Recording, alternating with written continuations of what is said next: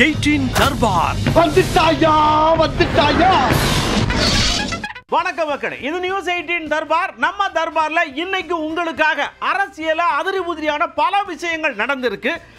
சாயந்தரம் ஆயிடுச்சு அப்படின்றதுனால ஐயோ நமக்கு இது தெரியலையே நீங்க யோசிக்க வேண்டாம். அதெல்லாம் எடுத்து பிறகு நாங்க உங்களுக்கு ராத்திரி கொண்டு வந்து கொடுக்குறோம். பார்த்து என்ஜாய் மட்டும் பண்ணுங்க. வாங்க நிகழ்ச்சிக்குள்ள சர்ன்னு போவோம். அப்படியே நேரா மத்திய பிரதேசத்துல ஒரு பாஜக ஐயா என்ன பண்ணாரு, பிரச்சாரத்துக்கு போயிருக்காரு. ஐயா, நான் மக்களோட மக்களா டிராவல் பண்றேன், என்ன இந்த கிரேன்லயே அப்படி சர்ன்னு தூக்கிட்டு போங்கன்னு சொல்லியிருக்காரு. சர்ன்னு அவர் ஆசைப்படுறாருன்னு கொண்டு போயிருக்காங்க. டங்கு டங்குன்னு 2 இடி இடிச்சிருக்கும் போல் இருக்கு. மனுஷனுக்கு வலி தாங்க முடியல. கிரேன் ஆபரேட்டரை 2ஆ புழக்கிற மாதிரி விட்டாருன்னா பாத்துக்கோங்க. ஆமா, உங்களுக்கு இதுக்கு இந்த ஆசை?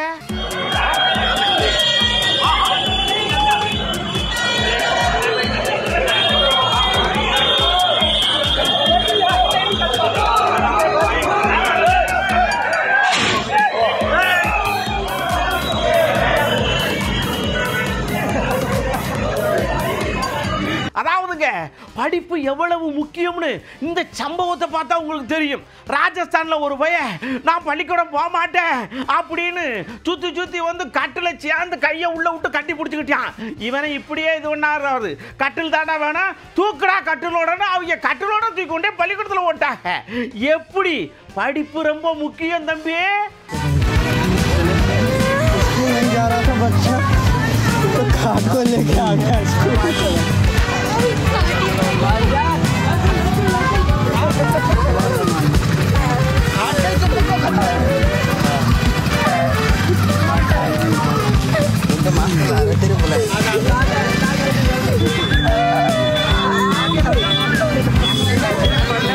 அடுத்து இமாச்சல பிரதேசத்துல மழை கொட்டுன்னு கொட்டுது.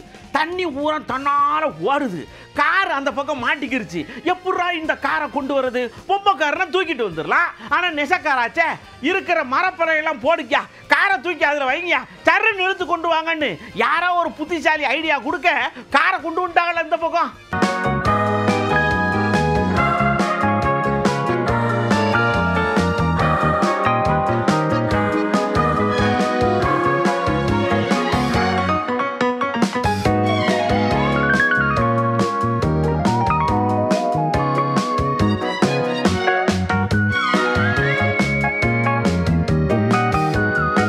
மாமன்னர் ராஜராஜ சோழன் இருக்கார்லா, அவருடைய சதையை விழாங்க தஞ்சாவூர்ல நடக்குல்ல.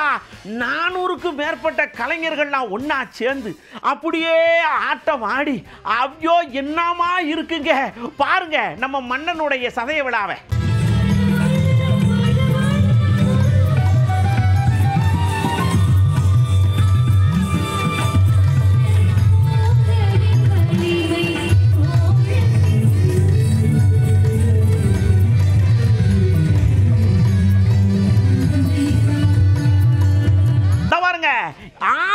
இது பண்ணாலும் சரி அசர மாட்டான்ல இந்த செங்கோட்டையன். கட்சியை விட்டு நீக்குடா பயந்துருவோமா? நாளைக்கு இருக்குதுங்க உங்களுக்கு எல்லாம் வச்சிருக்கேன், ஒன்னொன்னு எடுத்து போட்டுக்கிட்டே இருப்பேன், மிரள பொரிய வருங்க அப்படிங்கறலாம்.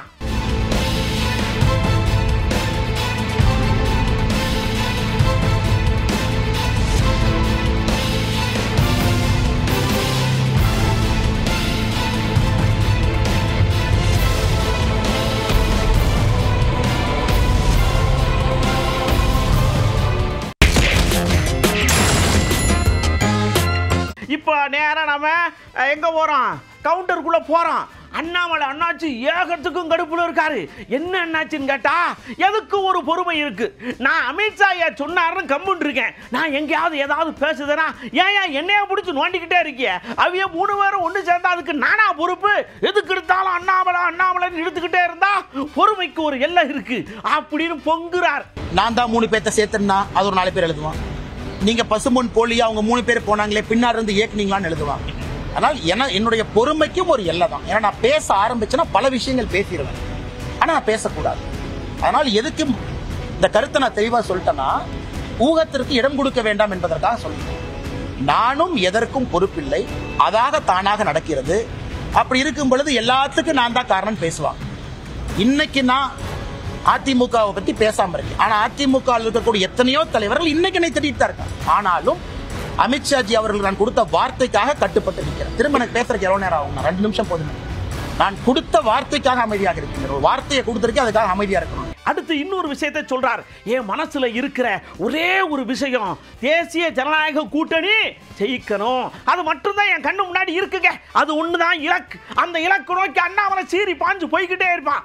ஏதோ புதுசா ஒரு கட்சி வருதுன்னு வேற சொல்லிக்கிறதாக. அது வந்தாலும் வரலாலும் அண்ணாமலுடைய பாய்ச்சலா தான் இருக்கும் அப்படிங்க.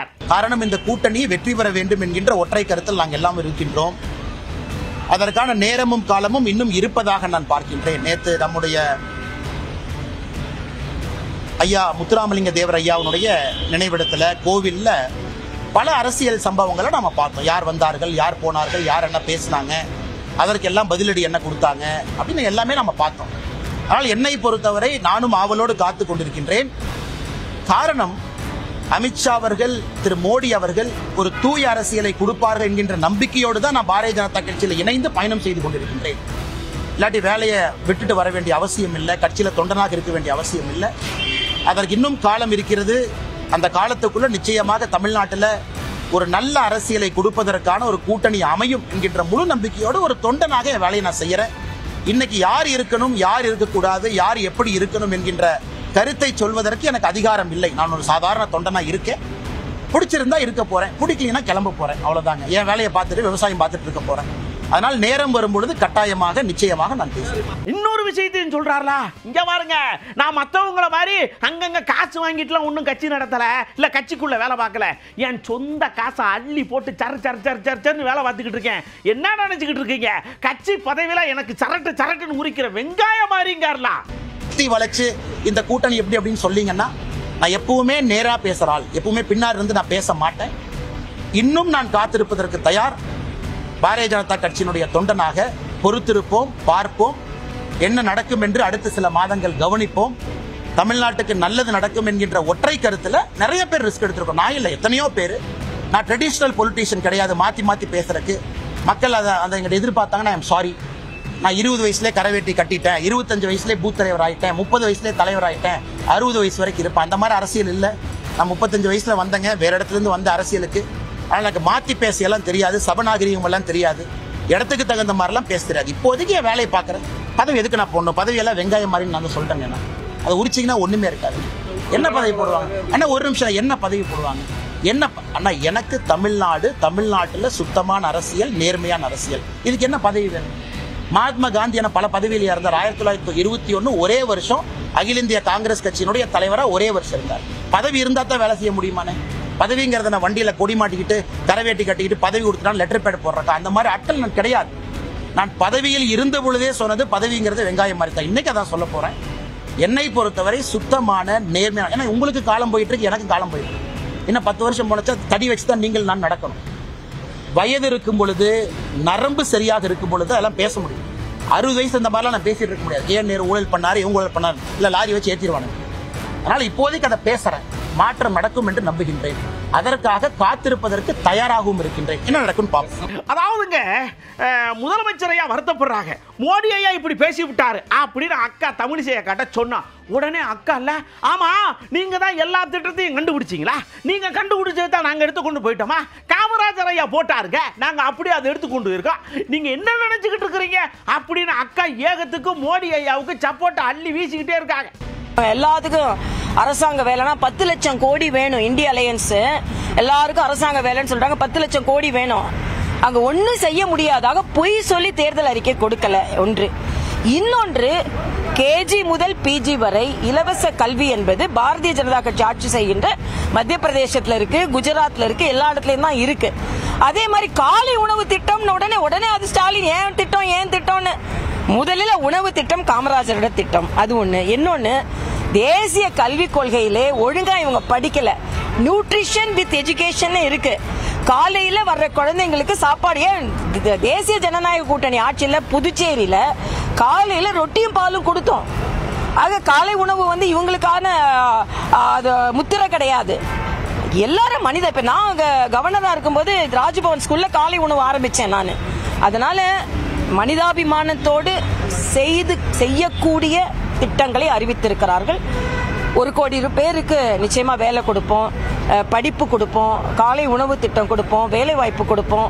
இது எல்லாம் நல்ல அறிக்கைன்னு தான் நான் சொல்ல வேண்டும். அப்படியே பேசிக்கிட்டு இருக்கிற அக்காவுக்கு கண்ணுல இருந்து தாரதாரையா கண்ணீர் மட்டும்தான் வரல, ஆனா குரல் பூரம் தடுக்கு. என்னக்கா அப்படின்னு கேட்டா, பீகார் மக்களை நீங்க எப்படி பேசுறீங்க? அவங்க அண்ணன் தங்கச்சி இல்லையா, அக்கா தங்கச்சி இல்லையா? தமிழ் ரத்தம் உள்ள ஓடுனாலும் இந்த பக்கம் பீகார் ரத்தமும் ஓடுது. நான் எல்லாரையும் சமமா தான் பார்ப்பேன். நீங்க அப்படி பேசுறது தப்புங்க. திமுகனாலே ஒண்ணு தமிழர்கள், எல்லா தமிழர்களும் திமுக கிடையாது. நீங்களா அப்படி ஒரு ஸ்டாம்ப் குத்திக்கிறீங்க, கிடையாது. அவர் தெளிவா சொன்னார், திமுக அதன் கூட்டணி கட்சிகள், தமிழர்கள் வார்த்தை எங்கேயும் சொல்லவே இல்லை. ஆக திமுக நீங்க நிச்சயமா பீகாரிகளை மோசமா தான் பேசுறீங்க. ரெக்கார்ட்ல இருக்கு. நேரு சொன்னாரா இல்லையா? பீகார்லாம் அறிவில்லாதவங்க, அவங்க எல்லாம் நம்மகிட்ட இருந்து தமிழர்கள்ட்ட இருந்து வேலையை புடுங்கிக்கிறாங்க. தமிழர்கள் மீது நாங்களும் அக்கறை வைத்திருக்கிறோம். நானும் தமிழச்சி தான், நாங்களும் தமிழர்கள் தான். ஆனா நாங்க இன்னொரு இடத்துல போய் நாங்க வேற்றுமையை பதிக்கல. தயாநிதிமாறன் என்ன சொன்னாரு? சுந்தர் பிச்சை பத்தி சொல்லும்போது என்ன சொன்னாரு? பீகாரிங்க எல்லாம் டாய்லெட் கழுவுறதுக்கு தான் லாய்க்கு, பாத்திரம் கழுவுறதுக்கு தான் லாய்க்கு, அவங்களுக்கு எல்லாம் அறிவே இல்லைன்னு சொன்னார். சொன்னீங்களா இல்லையா? இல்லைன்னு சொல்லுங்க. திராவிட முன்னேற்ற கழக தலைவர் மரியாதைக்குரிய மோடி அவர்கள் திமுகன்னு சொன்னதை தமிழர்கள் திருச்சி சொல்றதுக்கு முன்னால உங்க லிஸ்ட் எடுங்க. உங்க அமைச்சரவையில பீகாரிகளை பற்றி எவ்வளவு மோசமாக பதிவு செய்திருக்கிறார்கள்னு. நான் என்ன சொல்றேன், இந்த நாடு ஒற்றுமையாக இருக்கிறது. இன்னைக்கு சொல்றாரு, நாங்க பீகாரிகள் இங்க நன்றாக நடத்தப்படுகிறார்கள் என்றால் அதற்கு காரணம் தமிழக மக்கள். அப்படியே ஆர்எஸ் பாரதியா வந்தாங்க. அவியலுக்கு இந்த மாதிரி பேசின சடக்குன்னு கோவம் திரும்பலா. ஏமா நாங்க என்ன பேசணும்னு நீ வாட்டுக்கு இப்படி பேசிக்கிட்டே இருக்கிய? இங்க பாருங்க, தமிழர்களை இவங்கெல்லாம் துரோகிகள், இவங்க இங்க ஆளலாமா, இவங்கெல்லாம் அப்படி இப்படின்னு பேசுறாங்க. அதை பத்தி கொஞ்சம் கூட கவலையப்படாம பேசாத எங்களை பிடிச்சி இப்படி பேசுறேன்னா இந்த பாருங்க தங்கச்சி, ஓரளவுக்கு தான் அப்படின்னு ஐயா லைட்டா பொங்கிட்டார். தர்மேந்திர கல்வித்துறை அமைச்சராக இருக்கக்கூடியவர் தமிழ்நாட்டுக்காரனுக்கு தான் நாகரிகமே கிடையாதுன்னு சொன்னார். அமெரிக்காவிலே கருப்பொருள் தாக்கப்படுவதைப் போல இங்கேயும் தாக்கப்படுகிறார் என்று சொல்லும்போது அதற்கு பிஜேபி எம்பி என்ன சொன்னார்?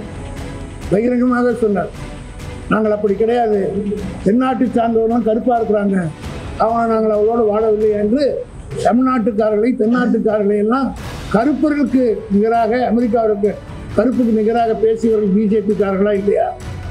அதே போல பெங்களூரில் ஒரு ஹோட்டல் தாக்கப்பட்டது, ராமேஸ்வரம் கெஃபே என்ற ஒரு ஹோட்டல் தாக்கப்பட்டது. அந்த ஹோட்டல் தாக்கப்பட்டதுக்கு என்ன சொன்னார் பிஜேபி பெண் மந்திரி ஒருத்தர்? தமிழ்நாட்டுக்காரன் தான் செஞ்சிருக்க வேண்டும் என்று சொல்கிறார். ஆக தமிழர் என்றால் இவ்வளவு கேவலமா? 40 திராவிட முன்னேற்ற கழக கூட்டணி வெற்றி பெற்றதற்காக கொடுக்க வேண்டிய நிதியும் கொடுக்கவில்லை, கல்வித்துறைக்கு கிடைக்க வேண்டிய பணத்தும் கொடுக்கவில்லை. இங்கே எங்களுக்கு கொடுப்பதற்கு பதிலாக நாங்கள் 1 ரூபாய்க்கு 29 காசு தான் நமக்கு திருப்பி தர்றாங்க. ஆனால் பீகாருக்கு 1 ரூபாய்க்கு 7 ரூபா கொடுத்தாங்க. ஆனால் அந்த மாநிலத்தை பிஜேபி 20 ஆண்டு காலத்தில் 15 ஆண்டு காலம் அவருடைய கூட்டணி ஆண்டு வளர்ச்சி அடைய முடிந்ததா? இதையெல்லாம் மக்கள் கேட்க போகிறார்கள் என்பதற்காக இப்படி திசை திருப்புகிறார் மோடி அவர்கள். அப்படியே ஆர்எஸ் பாரதிய இன்னொரு விஷயம் அப்படியே அவருக்கு உள்ள இருந்து வருதுங்க. இந்த மோடி ஐயாவை நினைச்சா எனக்கு அப்படியே பத்திக்கிட்டு வருது. அதாவதுங்க, போன எலெக்ஷன்ல தமிழ்நாட்டில் பீகாரிகள்லாம் தாக்கப்படுகிறார்கள், போய் இது பண்ணிட்டு வாங்க அப்படின்னு அனுப்பிச்சு வச்சாங்க. அவங்க இங்க எல்லாம் சௌரியமா இருக்காங்கன்னு சர்டிபிகேட் கொடுத்துட்டு போனாங்க. இதையும் பண்றதில்லை, மற்றதையும் பண்றதில்லை. எதுக்கு எடுத்தாலும் அவதூறு அள்ளி வீசிக்கிட்டு ஏதாவது கலவரம் பண்ணணும்னு நினைக்கல. ஐயா, ஓட்டு அரசியல் இருக்கட்டும், கலவரம் பண்ணாதீங்க. பொருளையை தமிழ்நாட்டில் கிளப்பினார்கள். அதாவது பீகார் மாநிலத்து மக்கள் திமுக ஆட்சிக்கு வந்த பார்லிமெண்ட் எலெக்ஷன் முன்னாடி இப்படி ஒரு பொய் பிரச்சாரத்தை செய்து பொய்யான யூடியூப்ல எல்லாம் செய்தி வெளியிட்டார்கள். அது சம்பந்தமாக பீகாரை சார்ந்த 2 பேர் கைது செய்யப்பட்டு அவர் மீது வழக்கே போடப்பட்டு, அவர்களுடைய பெயர் மணிஷ்குமார், மணிஷ் கவாய், ருபேஷ் குமார். இவங்க 2 பேர் பீகாரை சார்ந்தவர்களே இந்த யூடியூப்ல போட்டாங்க. அதை காவல்துறை நடவடிக்கை எடுத்தது. இப்படி ஒரு செய்தி வந்த உடனே இன்றைக்கு முதலமைச்சராக இருக்கிற நிதிஷ்குமார் அன்றைக்கு ஒரு ஸ்பெஷல் டீமை தமிழ்நாட்டுக்கு அனுப்பினார். பீகாரிகள் தாக்கப்படுவது உண்மையா என்று நாங்கள் பதில் கொடுத்ததை ஏற்றுக்கொள்ளாமல் அவரே நேரடியாக வந்து கண்டறிந்து உண்மை அறிவதற்கு அவர் மாநிலத்தை சார்ந்தவர்களே, அவருடைய ஆட்சியில் இருக்கிற அதிகாரிகளே வந்து இங்கே ஆய்வு செய்தார்கள். ஆய்வு செய்து அவர் தந்த அறிக்கை என்ன என்பதை மோடி படித்து பார்க்க வேண்டும். தமிழ்நாட்டில் பீகாரிகள் நிம்மதியாகவும் சிறப்பாகவும் எந்த விதமான பாதிப்பு இல்லாமல் வாழ்கிறார்கள் என்று அந்த அறிக்கையே கூறியிருக்கிறது. ஆனால் இதை கூட ஒரு பிரதமராக இருக்கிறவர் புரிந்து கொள்ளாமல் வந்து பொய் சொல்கிறார் என்றால், இவர் இந்த நாட்டினுடைய பிரதமராக இருக்கிறார், இந்த நாட்டில் நாம் ஒரு குடிமகனாக இருக்கிறோம் என்று ஒவ்வொருவரும் தலைகுனியக்கூடியவர்கள் என்னென்ன பேசினார்கள். தமிழ்நாட்டை கொஞ்சமா நெஞ்சமா அவமானப்படுத்தினார். அப்படியே நம்ம திருமாவளவன் வந்தார். ஏங்க திமுக பீகாரிகளை கொடுமைப்படுத்துது பேசுதுன்னு சொல்றீங்களே, கொஞ்சமாச்சும் நாக்களை நரம்பு வச்சு பேசுறீங்களா? ஏங்க ஆர்எஸ்எஸ்ன்னு நாங்கள் ஆரம்பித்தாலே உங்களுக்கு பதிலாக எரியுது, உடனே டப்பு டிப்புன்னு இந்த மாதிரி பண்ணிடுறீங்க. யாரும் நாங்கள் அப்படி பண்ணோம்? ஆதாரம் இருக்கா உங்ககிட்ட? நீங்கள் இந்த மாதிரிலாம் பேசிக்கிட்டு இருந்தீங்கன்னு வச்சுக்கோங்க, அப்புறம் நாங்கள் யார்கிட்ட போய் என்னன்னு சொல்றதுன்னு எங்களுக்கே பெரிய கடுப்பாக இருக்குதே அப்படின்ட்டார் அண்ணன். பாஜகவை விமர்சிக்கிற போதெல்லாம் ஒட்டுமொத்த இந்துக்களையே விமர்சிக்கிறோம் என்று திசை திருப்புகிறார்களா இல்லையா? தமிழ்நாடு மட்டுமல்ல, இந்தியா முழுவதும் ஆர்எஸ்எஸ்ஸையும் பிஜேபியையும் அவர்கள் செய்கிற மதவாத அரசியலையும் விமர்சிக்கிற போதெல்லாம் அப்படி விமர்சிக்கிறவர்களை இந்துக்களின் விரோதிகள் என்று தோற்றத்தை ஏற்படுத்துகிற முயற்சியில் இவர்கள் ஈடுபடுகிறார்கள். பிரதமர் பேசியிருப்பது திமுக என்ற பொருளில் பேசவில்லை, அப்படி எங்கும் பதிவாகவில்லை. தமிழகத்தில் பீகாரிகளை துன்புறுத்துகிறார்கள் என்றுதான் சொல்லியிருக்கிறார். அதே நேரத்தில் தெலுங்கானா, கேரளா மாநிலங்களிலும் வடமாநிலத்தவர்கள் அவமதிக்கப்படுகிறார்கள் அல்லது துன்புறுத்தப்படுகிறார்கள் என்ற கருத்தையும் அவர் சேர்த்தே பதிவு செய்திருக்கிறார். ஆக அவருக்கு தேர்தல் அரசியல் முக்கியமானதாக இருக்கிறது, ஆதாயம் தேடுவதே அவரின் நோக்கமாக இருக்கிறது. அடுத்து திரும்ப அண்ணன் இன்னொரு விஷயத்தை தெளிவா சொல்றாருல, நீங்க பீகார்ல இருக்கும்போது பீகாரிகளை தமிழர்கள் வஞ்சிக்கிறார்கள், திமுக வஞ்சிக்குது, இப்படி பண்ணுது அப்படி பண்ணுதுங்க. இங்க வந்தா திருவள்ளுவரே என்கிட்ட தாங்க திருக்குறளை காதல ஓதுனாரு, இந்த எடுத்து விடுறேன், நீங்க வாட்டுக்கு எடுத்து விட்டு தமிழை நான் தான் வாழ வைக்கிறேன், தமிழர்களை நாங்க தான் இது பண்றேன்னு வேற சொல்றீங்க. ஆமா, எலெக்ஷன் வந்தாலே ஏன் இப்படி ஆயிடுறீங்க நீங்க அப்படின்னு அண்ணன் டவுட் எடுத்து போட்டார்ல. தமிழ்நாட்டுக்கு வந்தால் தமிழ் பெருமையை பேசுகிறார்கள், தமிழர் பெருமையை பேசுகிறார்கள், பாரதி கவிதையை மேற்கோள் காட்டுகிறார்கள், திருவள்ளுவரின் குரலை எடுத்து பேசுகிறார்கள். ஒவ்வொரு சாதிக்கும் தனி பெருமை உண்டு என்று பெருமையை, சாதி பெருமைகளை பரப்புகிறார்கள். இப்படியெல்லாம் தமிழ்நாட்டிலே அரசியல் செய்யக்கூடியவர்கள். ஒடிசாவிலே போய் ஒரு IAS அதிகாரி தமிழ்நாட்டை சார்ந்தவர், அவர் ஒடிசாவை ஆளுவதற்கு நீங்கள் அனுமதிப்பீர்களா என்று அமித்ஷா போன்றவர்கள் எல்லாம் பேசினார்கள். ஆகவே இவர்கள் வெறும் வாக்கு வங்கி அரசியலுக்கான உத்திகளையே கையாளுகிறார்கள். மக்களுக்கு இடையிலே பாகுபாடுகளை உருவாக்குகிறார்கள், மோதலை உருவாக்குகிறார்கள். அதுதான் பிரதமரின் அணுகுமுறையாகவும் இருக்கிறது என்பது அதிர்ச்சி அளிக்கிறது. அப்படியே நம்ம செல்வ பெருந்தகை அண்ணாச்சி இருக்கார்ல, அவர் யதார்த்தத்தை பேசுறார். என்னன்னா, பீகார்காரங்க வாராக வேலை வாக்காக சம்பளத்தை எடுத்துக்கொண்டே ஊர்ல பொண்டாட்டி பிள்ளைகிட்ட கொடுக்காங்க, அதுங்க நல்லா இருக்குதுங்க, சாப்பிடுதுங்க. ஏன் அதுங்க வாழ்க்கையில மண்ணள்ளி போடுற மாதிரி பேசுறீங்க? உங்ககிட்ட வந்து சொன்னாங்களா எங்களை இப்படி இது பண்றாங்கன்னு? நீங்களா கற்பனையா ஏதாவது பேசாதீங்க ஐயா, அப்புறம் அவங்க வாழ்க்கை தான் சிக்கலாகி போகும் அப்படின்னு அண்ணன் அட்வைஸ் பண்றார். திமுக என்ன தமிழர்கள் தான், தமிழ்நாடு தான், தமிழ் மண்ணு தான். அவர் எதை சொல்ல வராரு? தேர்தலில் ஏதாவது ஆதாயம் கிடைக்குமா, திசை திருப்ப முடியுமா, ஆதாயம் அடைய முடியுமா? அப்ப பீகார்ல வசிக்கிறவங்க தெரியாதா? பீகார்ல அவங்க குழந்தைங்கலாம் வேலை பார்க்கறாங்க, அவங்க குடும்பத்தை சார்ந்தவங்க வேலை பார்க்கறாங்க. இங்க இருந்து சம்பாதித்தானே அவங்க தாய் தந்தையை காப்பாத்துறாங்க. இப்ப எங்க கூட பாத்தீங்கன்னா என் நண்பருடைய நிறுவனத்தெல்லாம் பீகாரிகள் வேலை பார்க்கறாங்க, நல்லா தமிழ் பேசுறாங்க. சொல்றாங்க, சார் எங்க ஊர்ல வேலை கிடையாது, நாங்க தமிழ்நாட்டில் வந்து பிழைக்கிறோம், எங்க தாய் தந்தையை காப்பாற்றுறோம், பீகார்ல வேலை வாய்ப்பே கிடையாது. இந்த 5 ஆண்டுகளாக நிதிஷ்குமாருடைய ஆட்சியில பிஜேபி கூட்டணியில வேலை வாய்ப்பு இருந்ததும் போயிடுச்சு. அப்படி அவங்க வேலை வாய்ப்பு கொடுத்தா நாங்க ஏன் தமிழ்நாட்டுக்கு வரன்ற கேள்வி அவங்க முன்வைக்கிறாங்க. அப்ப திமுகவை அவங்க தனிமைப்படுத்தி இப்படி பேசுவது இது அரசியல் நாகரிகம் இல்ல. தமிழ்நாட்டையும் தமிழ்நாட்டு மக்களையும் அவர் கேவலப்படுத்தி இருக்கிறார். இதான் இதோடைய விடை. அப்படியே இன்னொரு ஐயா மாணிக்கம் தாக்கூர் ஐயா வந்தாங்க. வந்து இந்த டெல்லியில மேல இருக்கவங்களுக்கு எலெக்ஷன் வந்துட்டாலே எங்கேயாவது விட்டு குடஞ்சு குழப்பி எடுத்து தூர போட்டுறணும், அவங்க பூரா குழப்பத்திலே வச்சிருக்கணுங்கிற தாட்ல இருப்பாக இருக்கு. அதிமுகவுக்குள்ள வந்தாங்களா, குழப்புனாங்களா, எல்லாம் பெப்பர் பேன் கிடக்கா. இப்ப அடுத்து என்ன செய்யலான்னு பார்க்காக தம்பி ஒருத்தர் மாட்டிருக்காரு, எப்ப குழப்பி தூர போடுவாங்கன்னு தெரியல. அதனால எல்லாரும் சாக்கிரதையா இருங்க. பண்ணி அண்ணன் எடப்பாடி பழனிசாமி அவர்களை அண்ணா திராவிட முன்னேற்ற கழகமாக இருந்த கட்சியை அமித்ஷா அதிமுகவை மாற்றியதனுடைய விளைவாக இப்பொழுது அதிமுக காலியாயிடுச்சு. வெறும் வெளியில் இருக்க அலங்கார பொருட்கள் மட்டும்தான் இருக்கே ஒழிய உள்ள சாமான எல்லாத்தையும் திருப்பி போயிருச்சு. கடை காலியாகி போய் நிற்கிது அதிமுக. அதனுடைய விளைவாக இந்த ஓட்டெல்லாம் போயிருச்சு. எல்லா சர்வேலையும் அவங்களுக்கும் தெரியுது, பாஜகவிற்கும் தெரியுது. இப்போ அமித்ஷா அவர்களை பற்றி குட்டையை குழப்பணும். அவர் நினைத்தது நடக்க போறதில்லை. தமிழ்நாட்டில் இந்த தடவை இந்தியா கூட்டணி மிகப்பெரிய வெற்றியை பெறப்போகிறது. அதற்காக அவர்கள் என்ன இன்னொரு கட்சி, புதிய கட்சி அதிமுகவை ரீப்ளேஸ் பண்ண போகுது அப்படிங்கிறத தெரிஞ்ச உடனே அவங்களோட நாங்கள் கூட்டணி பண்ண போறோம், அது பண்ண போறோம், இது பண்ண போறோம்னு சொல்லி அதே இசிடி, சிஇடி, சிபிஐ, அதே பத்திரிகை, அதே பொய், அதே எல்லா விளம்பரங்களும் வரப்போகுது. அதனால இதை பொறுத்தமட்டில் அமித்ஷா எப்பொழுதுமே தேர்தலுக்காக எல்லா குட்டையும் குழப்பக்கூடியவர். இப்பொழுதும் அதே தமிழக குட்டையை குழப்ப பார்க்கிறார், அரசியல் நிலையை குழப்ப பார்க்கிறார். அதாவது நேராக நம்ம உஷாருக்குள்ள போறோம்.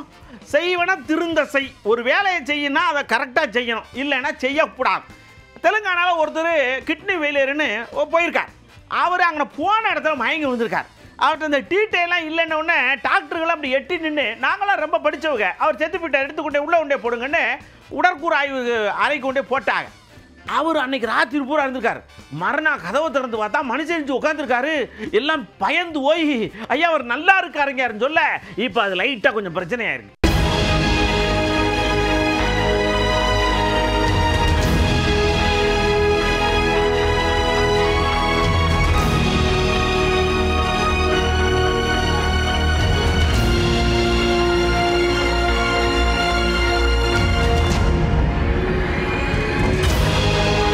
அடுத்து பாருங்க, நாங்க வேலைன்னு வந்துட்டா ஓய்வே எங்களை கிடையாது, ராத்திரி போலும் தெரியாது. ராஜஸ்தான்ல ஒரு 4 பேர் ஒரு கோயிலில் தன்னால இடிச்சு பிறக்கி பரவாயில்லையா மராமத்து பணியை இப்படி பண்றாங்களே அப்படின்னு சொல்லும் போது, ஏய் அவங்க திருட்டு பயல்கடா, கால வந்திருக்காங்க, மராமத்து பணி பிடிக்கடா அப்படின்னு விரட்டி இருக்காங்கல்ல.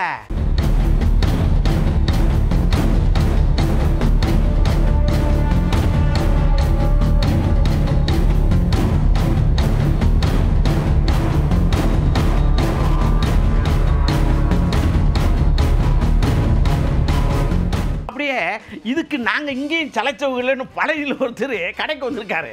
அந்த பக்கம் அப்படியே பேச்சு கொடுத்துட்டு சரண இந்த பக்கம் மொபைலை தள்ளி போயிட்டார்லா. மொபைலில் இப்போ நிறைய பேர் இன்வெஸ்ட் பண்ணுறாங்க. ஆமாம், 20,000 ரூபாய் குறைஞ்சி மொபைல் இல்லை, அதனால தான் ஆட்டையை போடுறாங்க.